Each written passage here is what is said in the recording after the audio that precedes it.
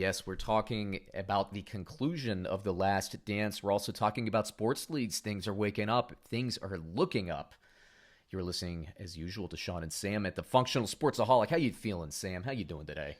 What is up, my dude? I do not know what day it is, what time it is, but I know I'm working. Yeah, right? Yeah. Working and podcasting with you. Other than that, man, I don't know what's going on in the world, but Yeah.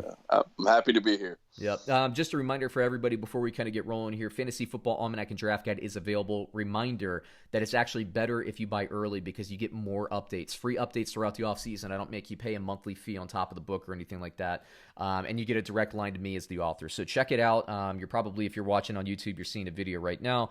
If you are listening on the podcast, regardless of where you're picking this up, look in the show notes below. It'll take you to the Amazon link. It'll explain more about the book and why it's good. But Sam, let's talk about The Last Dance. We had the conclusion. There are going to be spoilers if you haven't watched it. Tune in, watch that because it's fantastic, and then turn this podcast back on or this video back on because Sam and I are going to be talking about that right now. Sam, you finished it, right? I finished it earlier today, actually. Oh, very good. Very good.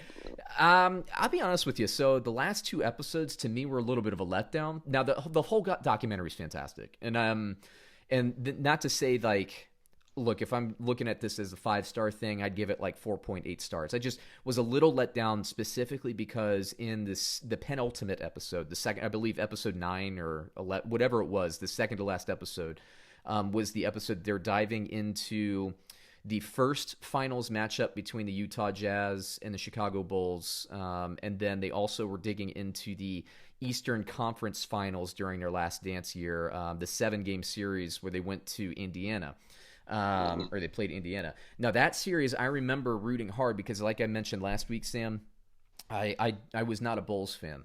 Generally speaking, I'm the guy that roots against the dominant team and roots for the underdog. So I like to see teams break through because I think there's a lot of drama in that. Like for instance, the Chicago Bulls, when they were playing the Pistons, I was a little young back then, but I would have been rooting hard for the Bulls to break through. And I certainly was rooting for the Bulls to beat the Lakers in their first finals. Six finals in 8 years. I was ready for somebody else to break through, whether it be the Jazz or whether it be the Pacers. So that's just kind of me as a sports fan. Not to say I rooted against them because I look back now and really appreciate the dominance and everything they put together. But what do you think about that series and maybe whether it's a documentary or I'm talking specifically about the Pacers, the Bulls versus the Pacers? Yeah, I thought they were going to go a little bit deeper dive into that. They kind of, I don't think because that was a 7-game, those two teams did not like each other. Reggie Miller, I think there was a good respect between him and Michael Jordan, but there was a lot of fights. I felt like they focused more on the Jazz stuff the last 2 episodes, which I get, but for a team to take the Bulls 7 games as the Pacers did, especially with Larry Bird coaching them. I felt like that was just was it Larry Bird or was it? It was Bird. Yeah, like that whole connection with Larry and Michael, I just felt like they could have dove into that a little bit more. That's why I was let down because like as a kid too, one of my, it was funny because I had like a roller coaster relationship. One of my favorite players was Reggie Miller. Growing up, and then the Magic, us growing up in Orlando, once they played the Magic in these series, I hated Reggie Miller, right? I hated, he was my least favorite player. And then after, that Shaq went to LA and all that, and then the Pacers were trying to break through again, I wouldn't say I loved him anymore, but, you have a respect because that guy, Reggie Miller was that generation's, I guess, version of Steph Curry, you could say. I mean, just the amount of threes he would hit, clutch shots, and he played with the chip on his shoulder, which, again, looking back, I respect. When I was in the moment and he was playing the Magic, it would drive me crazy. And I'm sure Bulls fans, he would drive him crazy, too, because he did have some scuffles. But looking back, you're just glad as a sports fan to watch that. And you're right, 7 games. So they go through the first couple of them. They had Reggie Miller on. I think he was giving great commentary. You didn't get a lot of Reggie Miller. Reggie Miller talked about Jordan, but you didn't hear a lot about Jordan talk about Reggie Miller too much. Right. if anything, he talked about him more in a previous episode, which, when he was filming that the movie and everybody was out there in camp and stuff, and he was talking about Chris Mullin and Reggie Miller going out there and not camp, I'm sorry, but like their scrimmages that they would do after the day of shooting for Jordan. But they go into it and they talk about basically splitting the first 4. Then they go back and talk about the Jazz, and then they come back at the end of the episode and it's like, hey, they split games 5 and 6. Here's game 7, and you get like 2 minutes of game 7. And that was a close thing. That was a close game. It was like 83-88 or something like that. Right. Man, there was a lot more drama in that series. I just felt like, and look, as a show editor, you only have so much time, but that was the only team that pushed the Bulls 7. Once they broke through and won the championship, that was the only team I think that pushed them 7. Oh no, the Knicks did as well. In the first 3 series, but the Pacers gave the Bulls just as much, if not more, grief than the Jazz did, and I felt like in the second to last episode, we as fans and as watchers, we kind of missed out on some of the storylines behind that. They had Mark Jackson on that team, which I forgot about. The Davis brother, or not the Davis brothers, but the Davis. Was Chris Mullin on that team? Mullin was on that team. Yeah, he was. He was a older, player by then, but that's a great guy to have in your team. Yeah, Rick Smits. Yeah, Smits, who was good, man. The dunking Dutchman. He was underrated, good, bro. Underrated. He didn't have a long, productive career, but for 3-4 years, man, that dude was. He was a beast. He was one of those guys that today he would fit right into the NBA today. But back then he was such like an anomaly because he was a 7-footer who could shoot. Right. I mean, he was just a do-it-all, but he's a European, so he had skill. He had ball skills when you needed it. Not that you want him dribbling up the court or anything, but like he was a different kind of player. And like Arvydas Sabonis, if you're younger, you probably don't remember him, but. Vlade Divac. His son plays for the Pacers now. No kidding. Yeah, Arvydas Sabonis' son. Yeah. Oh, you know what? I did know that. Yeah. What's his name though? Yeah. Sharunas? No, Demont. It's like a weird name. I can't. I just call him D Sabonis. He's good too. He was an All-Star this year. The Sabonis. Yeah, he's good. He's a good player. But yeah, those guys came a little bit before their time. Yeah. And they told big guys not to shoot. From the outside. But they could. It was soft, those guys right? Could. Yeah. It was soft for a big guy to not be in the paint. If you were 7 foot, you had to be in the paint. Yeah, they wanted your back to the basket. You're 7 feet. We want your back to the basket. We don't want you facing up, taking, 25 foot. Which is so funny.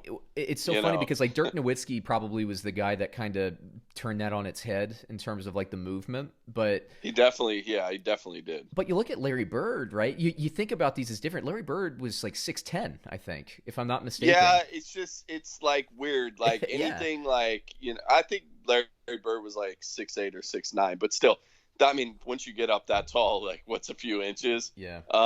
But yeah, Dirk and Kevin Garnett kind of really changed that position. And Tim Duncan, obviously. Tim Duncan was he could do back to the basket, but he could knock down that 19-foot jump shot all day long. So those guys were a little bit before their time, but they could play now.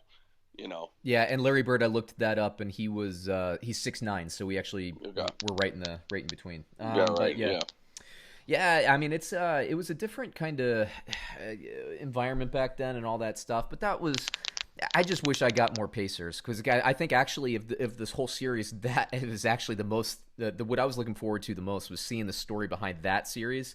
I mean, certainly I wanted to hear a little bit about the Jazz and all that too because that's ultimately going to be kind of the finale there. But even that was a little anticlimactic. Like we didn't. The last episode was devoted to that series, and we didn't really get a lot there. Like, I just didn't feel like there was a lot of drama. It was more about, I think they were kind of rushing through with the last episode to try to get that done at about the 3-quarter mark so they could talk about what happened after that, which, again, I understand. Right. But let's talk about that. So, had you ever heard that Reinsdorf went back to Phil Jackson and offered him to come back? No, and I don't know. It's hard because Jerry Krause isn't around. So it's like really hard to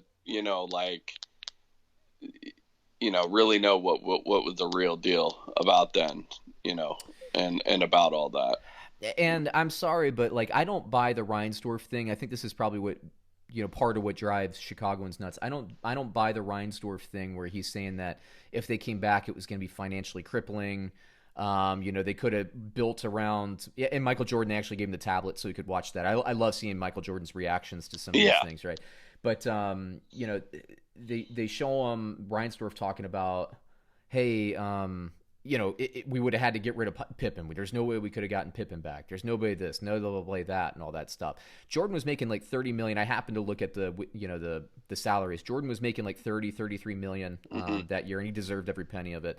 Are you telling me that the Chicago Bulls aren't selling enough jerseys and merchandise to make up and offset some of that stuff? They're not selling enough in tickets to offset that. Right, pay the luxury tax. Fuck you got to pay the luxury tax. Pay the luxury tax. Yeah, pay the luxury tax. Pippen, I'm sorry, but that was, and Jordan even came back and said, Pippen would have taken some convincing, but why would he have taken some convincing? Because they jerked him around for years. And look, Pippen signed the contract, right? And I'm more in line with the owners when it comes to contractual. When it comes to contractual situations, but there are instances like in the NFL where contracts aren't guaranteed, where you're like, hey, let's take care of this guy. There would be an instance like what Pittsburgh has done with Shazier since his spinal injury, and they're taking care of him. That's the right thing. You make a lot of money. That's the right thing to do. Pippen, are you kidding me? He was making less money than Luke Longley that season. Right. And like Reinsdorf himself saying, hey, look, I told him not to sign the deal. He signed it. And once you sign that contract, you sign that contract. Yes. Is that the best way to build a business though? Right. Because you got Pippen screaming profanities at Jerry Krause. You got Jerry Krause wanting to trade him because of ego. And really, I think they succeeded in spite of themselves and because of Jordan in a lot of ways and his intensity in practice, because it's unfathomable to me how you go on a 6 out of 8. I was expecting Jordan to come back and at the end of the documentary and say, "Oh, I was so exhausted. I was ready to go." But even he came back was like, "I was ready to defend, and I would have come back. Yeah, and especially in a lockout year, 50 games. You can give those guys 50 games. They would have won. They would have won. Absolutely. And Tony Kukoc they had, right? They had Steve Kerr, who was traded, I believe, that offseason. He might have gone to the Spurs and actually started that cycle up with them. I can't remember I think he was there, but I can't recall. Pippen was traded. I mean, it's just, and what did they get? They got, was it Eddie Curry? Was that the draft? And I can't remember what the Bulls did to rebuild there. Yeah, the 2000, I think, was Eddie Curry. I don't know what they did in 99. I don't know who they went for. I just, Jerry Krause with the Napoleon syndrome, maybe not Napoleon, but it's all ego driven. He wanted to rebuild a team again. Like, I mean, is he in the Hall of Fame, Sam? Do you know, like as a GM? Jerry Krause, yes, he is. So, you're getting your credit. Obviously, all the credit's going to go to Michael Jordan. But let's move to a different part, I guess, of this that I want to kind of hold on one sec, before you get there. So they didn't want to pay Scottie Pippen, and they didn't want to renegotiate his deal or anything like that. But they ended up giving him for his swan song out of the NBA. They gave him $10 million. Yeah. For a season. So he got 18 for 7. And then you gave him 10, this is bad business, man. I thought they did him dirty. And at any point that, those last few years, they could have said, listen, man, we're going to make this whole, Scottie would have taken, I think to keep playing basketball and to keep playing with Michael Jordan, he would have taken a discount that he would have gotten on the free market. But he wanted to be made whole. Yeah. And they didn't have they didn't do that. They could have done that those last 3-4 years. They could have been like, listen, we're going to pay you $20 million a year. I think Scottie Pippen's signing that, than what, he ended up getting later. I mean, the guy made over, $160 million in NBA salary the rest of his career. So he did well. Has not managed it very well. He's the guy when you talk who about bought a jet. Yeah, bought a jet without an engine. If I'm not. Yeah, bought a jet. The guy has not been smart. Had a really high profile divorce. Just it's it's the tale of the athlete yeah, post retirement, unfortunately. yeah. He's doing good on ESPN, so hopefully they're paying him some. Well, it's ESPN. They're probably not paying him a lot, but yeah. I mean, it's Pippen, and But speaking of Pippen, so it came out, and then after this, I want to talk about practice too, Jordan in practice. But LeBron James came out after this. They interviewed him, and he was talking about how his style would mesh well with Jordan's style, and I agree with that, and I think you agree with that too. And I think LeBron rightfully so acknowledged that Jordan was basically is an assassin and could score better than anybody in the history of the game. So he kind of gave him credit where credit's due. But he had a little quote in there about oh yeah, that some of the stuff that they were doing with Pippen, with me it would have just gone to all another level. And I don't necessarily agree with that. And I know I'm probably in the minority there. Well, I know I'm definitely in the minority there. But what do you think? I don't really think that the difference between LeBron and Pippen is as big as it's perceived to be. I just think that the reason, towards the end of the career, certainly Pippen benefited from having Jordan early. But that last, three-peat that they had, Pippen was one of the best players in the NBA, bar none. So right. I don't think that as a career, if Pippen, especially the last 5-ish years of his career, I don't think that that's that big of a difference between a player. So LeBron, I thought I know it wasn't his intention, and I know the quote didn't come out that way, but I felt like it was a little bit of a shot at Scottie Pippen's ability, while also, LeBron's confident of himself and his elite, status. But what do you think about that? Well, it's really hard. I find it hard to compare players just because of time and what a team looks like, and where they're at. But I think, I'm not as big as a Scottie guy as you are. I know but I do think Scottie is definitely one of the best 15 players in NBA history. He just played behind a guy, and Scottie does have some questionable leadership things when it's come to it. Very true. Very true.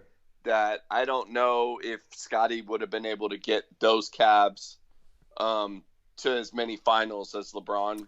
What? That's a great basically. Point. And I just don't think Scottie would have had it in him. I thought he would have, just like his thing, I'm not going to have my, this surgery and F up my summer, and I'm not going to go into this game against the Knicks, and I'm not going to, in the big migraine game. There's a lot of stuff on Scottie, and I know Scottie's not happy with Michael right now. Oh, really? Because of the way that this documentary has portrayed him. Even though Michael has said some very complimentary things about Scottie and saying there's no Michael Jordan without Scottie Pippen, so his name needs to be mentioned. So I think he's been very complimentary of Scottie. Yeah. But, he has been very honest, too, and is that's bullshit what Scottie did. Yeah. And that's stuff like that. And so that's the only thing. I think LeBron being able to shoulder a lot of the stuff would give him an edge over a Scottie Pippen. Right. Just in my in my opinion. You win. You win. Because I don't think Scottie would have been able to take You're right, because those Cavs teams to finals back to back to back to back to back. For as many, I think. Okay, so I agree. And another thing, I guess, in terms of your argument, and I'm coming around to your side too. I just don't think the gap is that big. I do think LeBron is certainly greater than Pippen. Don't get me wrong, but I don't think the gap is as big. However, I will say that Scottie Pippen. I think I said this before, but I'll repeat it if I did. Scottie Pippen needed Jordan to help develop into the player that he was at the end of his career. And then your leadership talk, you're right. I mean, there's not a chance that I wouldn't go out, bench myself in the last shot of the game. Right. And it's a good thing Kukoc hit that shot, because as much as that has chased him around, if Kukoc missed that shot, it would be double, in terms of that, right? Yeah. So, I mean, that was that's a big thing. Do I think Scottie Pippen could have led the Cavs to the finals at some point in the East and around those times? I do think he could have done it, but not as much as LeBron. You're right. And LeBron didn't need Jordan to basically mold him as a player in the early part of his career. He came in Well, kind of and you ready-made. think about it. Yeah, and you think about it, Scottie even, wasn't a high school player, wasn't, didn't, spring on the scene until. So I don't think on any team, maybe his Central Arkansas teams, he started to be the man. But at no point did he ever really have to shoulder all the load. And then it's really hard to do that. A lot of these guys are usually their best player on all their teams from the time they're 6 years old. Scottie never had that because he was a late bloomer. So he was always reliant, he was always better as a Robin. And then when it came time for him to be, Batman in those times where Mike was gone and stuff, he didn't have that in him because it wasn't something he could go back to as being like, I was the man at all these points in my life. Yeah. He's always just like, all right, now I'm next to this person. I'm next to this person. He went to Houston. He's next to Charles Barkley. He's in Portland. He's next to Rasheed Wall. He's always been with like kind of alpha males and good players and, never had to lead his own team. That's a good point. And in big moments, that 94 team was a good team. Got to the Eastern Conference final, or whatever. Second round, whatever. Second round, yeah. But, took the Knicks far, and the Knicks ended up going to the, finals that year. Which is funny because the Knicks were a good player. I like Scottie. He seems like a good guy. He just does have these things that are kind of black marks on him. Funny you say that. This just kind of hit me just now. The Knicks, after Jordan retired, the Knicks went to the finals both times of the Bulls. I'm not counting the Wizards part, but Knicks went to the finals the next year, lost to the Rockets. Knicks went to the finals in the strike-shortened season, lost to the Spurs. Interesting, right? The Latrell Sprewell Knicks and the choking Knicks. Yeah. Actually, he choked on Golden State and got traded, if I'm not mistaken. But, yeah. PJ Carlissimo. Okay, last thing on the Bulls here, and I think we'll probably close out the show after that. So we were talking about practice. We were talking about the Eastern Conference. Could Pippen have led some of those Cavs teams? One of those teams that, after the Bulls that made finals, he got a couple years in Nets, actually, the New Jersey Nets when Jason Kidd was there, and so on. Keith Van Horn, I think. Kenyon Martin. That's the one I was trying to think of, Kenyon Martin. And then that guy who probably murdered his wife, right? The guy who used to be on NBC, or maybe it was a friend or something. He shot somebody with a shotgun. It was very Jason Williams, not the white Jason. Yeah, the other Jason Williams. He shot his limo driver. Yeah. That's what it was. Yeah. Got away with it, though. Yeah, he did. Allegedly, right? Allegedly. Yeah, alleged. Yeah, anyway, but one of the other teams that went there was the Allen Iverson Philadelphia 76ers. I believe they lost to the Bulls 4-1, if I'm not mistaken. The Lakers? Yeah. And Allen Iverson, so I was just thinking about this documentary, and I kept thinking about the Allen Iverson talking about, like, man, we're talking about practice. We're talking about practice.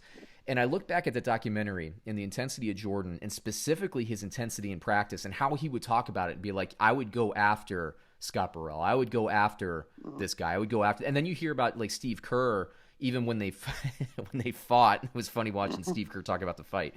But he's like, from that day on, we were fine, and I think Jordan knew that, he had some dog in him, right? Steve Kerr. Yeah, and Steve Kerr started the fight, and Steve Kerr. I think Michael Jordan respected the shit out of Steve Kerr for that. Yeah. And then I look back and I think about that. We're talking about practice. And Jordan was the best player ever, right? But the best player in the NBA at that time. I don't know. History might have been saying at that point in the career might have been saying, Magic Bird, all that stuff. Certainly Jordan distanced himself later. But the leader on the team practices hard and holds his players accountable to practice hard in practice. And Jordan wanted to win every single scrimmage. Allen Iverson didn't want to practice at all. Right. And, I think that there's an impact there that, cause it's like kind of the younger generations, younger than us, slightly, they don't really have that competitive fire because they're generally friends with everybody because the world's so connected now. But Allen Iverson, like I now more than ever, I'm just like, man, you really just never got the point And he must have been so frustrating was it Brown that coached him? Yeah, Larry Brown. Larry Brown. Yeah. Anyway, what do you think about that? Well, I mean, I always, growing up, Allen Iverson I loved Allen Iverson just as a player. I saw him actually play in Georgetown. I went to a game. Saw him many times when he came through Orlando. But Allen Iverson never matured. Yeah. He still hasn't matured. I don't think he's still making stupid decisions and, has never gotten it. Yeah. I think on the court and in a game, the guy will do anything to win. But it's all the other stuff that leads up to it. I don't think you can just switch that on, game time and then not have that, for practice. And that's why Allen Iverson never won anything, you know. I mean, think about that. He was a great competitive, and if Allen Iverson had the drive of Michael Jordan, Allen Iverson would be probably the best point guard or one of the best guards to ever play in the NBA. He gets mentioned there now, but it's more of because I think of a cultural thing. He didn't win anything. He didn't make his teams better. But the guy could go. Yeah. And he was tiny. He was under 6 feet, under 165 pounds. Won a scoring champ, was a dog on the court, but just never could put the whole thing together.